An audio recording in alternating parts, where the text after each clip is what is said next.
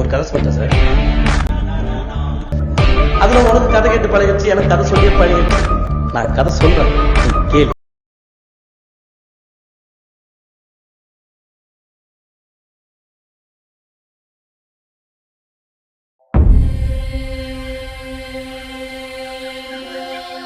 வணக்க மக்களே, இன்னைக்கு நான் பார்க்க போகிற videos origin story. Origin story அப்படின்னா என்ன அப்படின்னா, ஹியூமனோட ஆர்ஜின் ஸ்டோரி. நம்ம எப்படி உருவானோம், நம்ம எப்படி எவால்வ் ஆனோம் அப்படின்றதெல்லாம் ஒரு சில விஷயங்கள் தேரிலாம் சொல்ல போகிறாங்க. அதாவது டார்வின் தேரின்னு ஒன்று சொல்கிறாங்க. குரங்கள் பாக்டீரியாஸ்லேருந்து இரட்டை செல்லாக மாறணும், கொஞ்சம் கொஞ்சமாக அப்படி மீன்களாக மாறணும், மீன்கள்லேருந்து தரை ஊர்வனையாக மாறணும், ஊர்வனையிலிருந்து விலங்குகளாக மாறணும், விலங்குகள்லேருந்து பறவையிலிருந்து அப்படியே கொஞ்சம் கொஞ்சமாக மைக்ரேட் ஆகி டைனோசர், ஸோ அப்புறம் குரங்குகள்லேருந்து மனிதர்கள். ஸோ இந்த மாதிரி பரிணாம கோட்பாடெல்லாம் சொல்லப்படுது டார்வின் தேரிப்படி.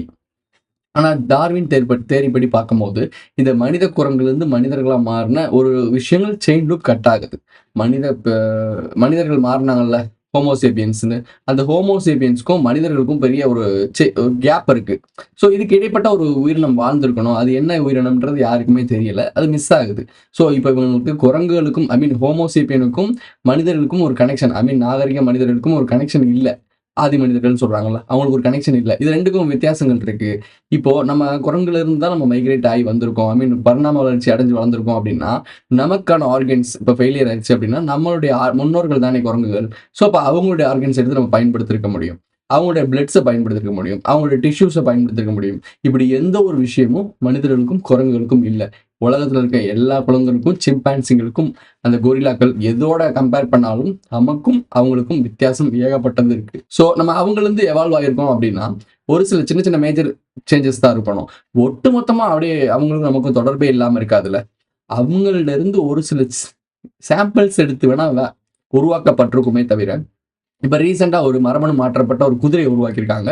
இந்த 2025 ஒரு தாய் குதிரையும் ஆண் குதிரையும் சேர்ந்து உருவாகாம இவங்களா மரபணு மாற்றப்பட்டு ஒரு லேப்ல உருவாக்கப்பட்ட ஒரு குதிரை உருவாக்கப்பட்டிருக்கு.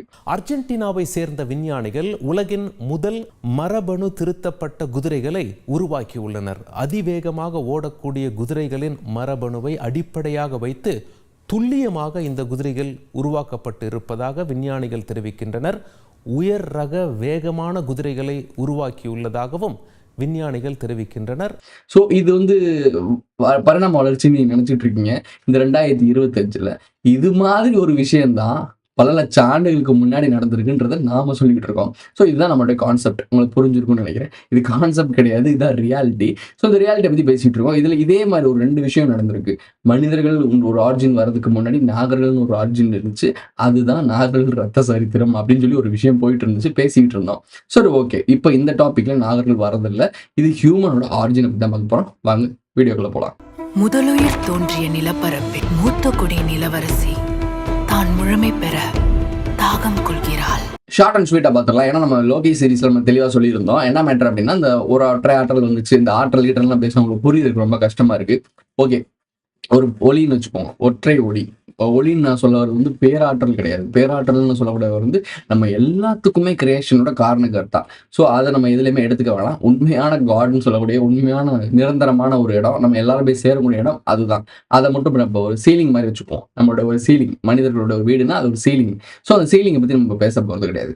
சீலிங்க்கு வெளியே ஒரு லைட் இருந்துச்சு, ஒரு ஒளி இருந்துச்சு, ஒரு ஒயிட் லைட்னு வச்சுக்கோங்களேன். அந்த ஒயிட் லைட் பல விஷயங்களை கிரியேட் பண்ணுது. யூனிவர்ஸ், மல்டிவர்ஸ், ஒரு கிரியேஷன்ஸ் இருக்குல்ல. இப்போ நீங்கள் பார்த்துக்கிட்டு இருக்கீங்கல்ல, செடி கொடி எல்லாமே இருக்குல்ல. ஸோ இதெல்லாம் ஒரு பேட்டர்னில் உருவாக்குனது யாரு அப்படின்னா இந்த நம்மளுடைய முதல் வந்த ஒரு ஒளி.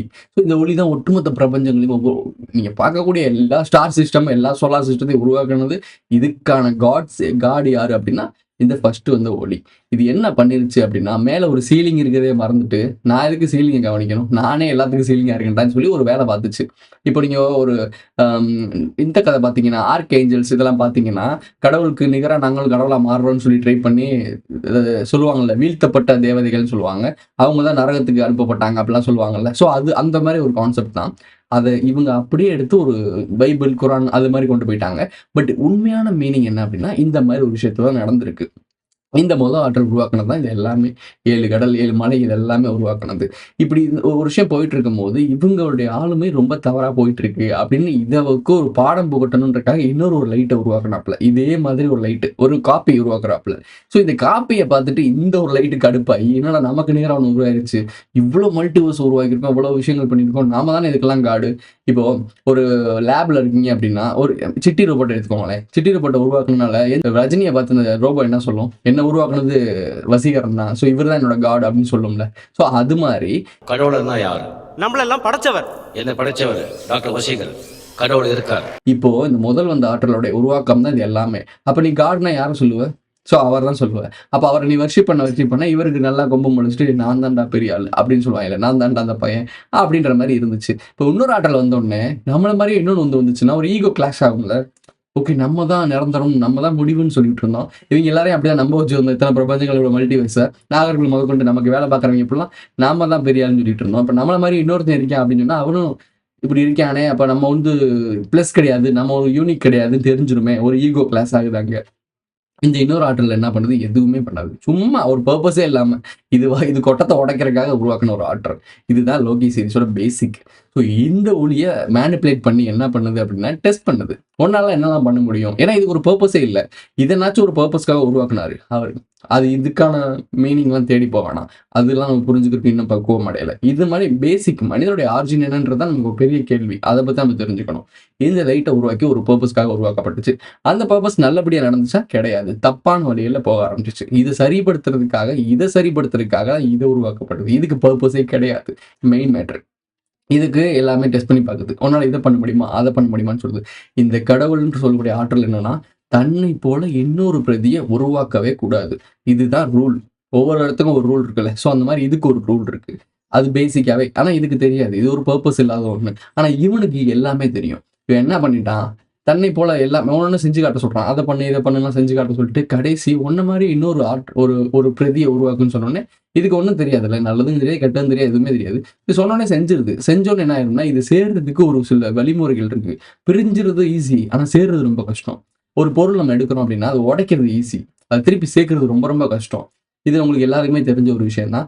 ஒரு கண்ணாடி கிளாஸ் இருக்கு அப்படின்னா நம்ம டப்புனு கீழே அப்படி உடச்சிட்டோம்னு வச்சுக்கோங்களேன், அது உடையிறது ரொம்ப ஈஸியாக உடஞ்சிரும். ஆனா அது திருப்பி கரெக்டா அதே மாதிரி பசில்ஸை சேர்க்கிறதுன்றது ஒரு கொஞ்சம் ரொம்ப காம்ப்ளிகேட்டடான விஷயம் தானே. ஆனா சேர்க்க முடியும், ஆனா ஒரு காம்ப்ளிகேட்டடான விஷயம்.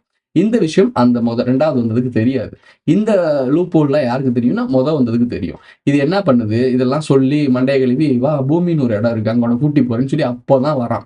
ஏன்னா நம்மளாம் வர்றதுக்கு முன்னாடி, நம்மளை படைச்ச ஆற்றல் இந்த பூமிக்கு உள்ள வர்றதுக்கு முன்னாடியே பூமிலாம் இருந்திருக்கு. இதுதான் மேட்ரு. டிராக்கோ இனங்கள், நாகர்கள் இவங்கெல்லாம் இங்க ஆண்டுகிட்டு இருந்திருக்காங்க, கோல வச்சுட்டு இருந்திருக்காங்க. சயின்டிபிக்கல் எவிடன்ஸே இருக்கு. டிராகன்கள் இதெல்லாம் சொல்றது, டைனோசர் வாழ்ந்த இடத்துலயே மனிதர்களுடைய காலச்சமும் கிடைச்சிருக்கு. பூட்ஸ்லாம் எதுவுமே போடாம வேற ஏலியன் வந்து கூட இதை வச்சிருக்கலாம்னு சொல்லி ஒரு தேடி போச்சு.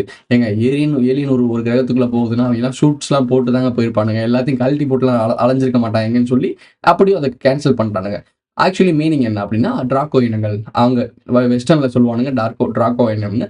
நம்ம அதுல நாகர்கள். ரெண்டுக்கும் ரொம்ப வித்தியாசமா இல்லை, ரெப்டிலியன்ஸ் தான் சொல்றாங்க. இவங்க நடந்து போன அந்த காலச்சும் இருக்கு. ரெண்டும் ஒரே காலகட்டத்தில் இருக்குது. ஒரு டைனோசர் நடந்து போன காலச்சும் அதே மாதிரி இயர்ல இருக்கு. ஒரு மனித காலச்சோட ஒத்து போற ஒரு காலச்சும் அதே காலகட்டத்தில் இருக்கு. புதுசா வந்து கிரியேட் பண்ணி வைக்கல. ரெண்டுமே ஒரே காலகட்டத்தில் இருந்திருக்கு. இதைத்தான் நம்ம சொன்னோம், நாகர்கள் தான் இந்த பூமியை ஆண்டுகிட்டு இருந்தாங்கன்னு. டைனோசர்ஸ் இருந்துச்சு, நாகர்கள் அதை கட்டுப்பட்டு ஆண்டு இருந்தாங்க. வெளியே என்ன சொல்லுவாங்க, ஒரு கோல் வானத்துல இருந்து ஒரு எரிக்கல் விழுந்து ஒட்டுமொத்த டைனோசரத்தை அழிச்சிச்சு. டைனோசரும் தன்னைத்தானே அழிச்சுக்கிட்டு ஒரு மாதிரி இருந்துச்சு. இயற்கையால ஒரு பெரிய அழிவு, அடுத்து ஒரு புது ஒரு இயரா உருவாக்கப்பட்டுச்சு. இது உங்களுக்கு ஒரு பேட்டர்னா தெரியலையா? ஒரு மிகப்பெரிய ஒரு சாம்ராஜ்யத்தை ஆண்ட ஒரு டிராகன் இனம், ஐ மீன் டைனோசர் இனம் திடுதுப்புன்னு அழிஞ்சிட்டு ஒரு புது இயரா உருவாகுது, மனிதர்கள் உருவாகுறாங்க. உங்களுக்கு இதுல ஒரு பேட்டர்ன் தெரியலையா? இந்த டைனோசர் இனத்தை அழிச்சிட்டு தான் மனிதனிடம் உருவாயிருக்கு. அப்போ மனித இனத்துக்கு இது தொந்தரவா இருக்குன்றனால யாரோ ஒருத்தவங்க அழிச்சதுன்றது உங்களுக்கு தெரியலையா?